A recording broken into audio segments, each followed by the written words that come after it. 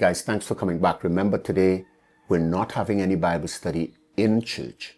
We have released our PGJ teams, and I don't want you to come to church at 7 thinking there is a service happening. Truth and in fact, you were supposed to be out somewhere praying, believing God, or sharing the message with the rest of your PGJ teams. Hey, let's go for it.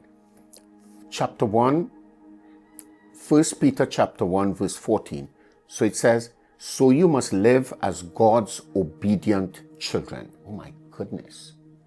Oh my goodness. That's a command, you know. That's not a recommendation or a suggestion. That's a command. So you must live as God's obedient children.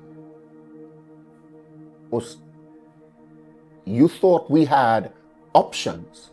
You thought we had options available to us that gave us the, rights to say, do whatever we want. No. The scripture is clear. We're supposed to live as God's obedient children. It means, one, we have ownership. We don't belong to ourselves. We've been bought with a price. Therefore, we ought to glorify God in our bodies. No.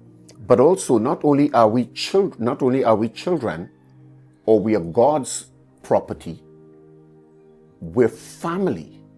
We're not doing this for stranger.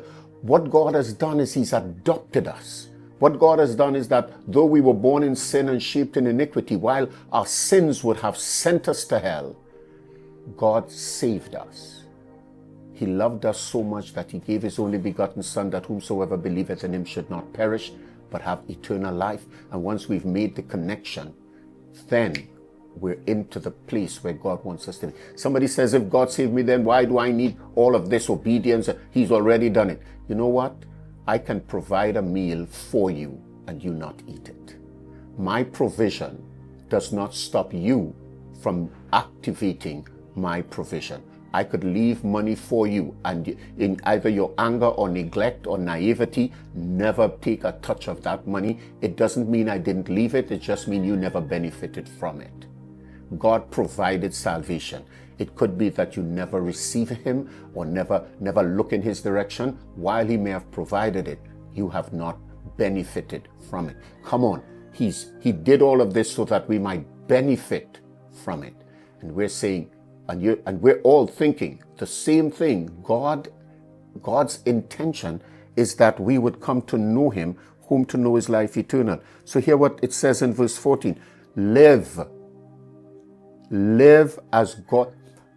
As you walk about today, as you're on your job, you're in school, whether you're in the maxi or you're driving down the road, you're supposed to be living every single day as God's obedient children.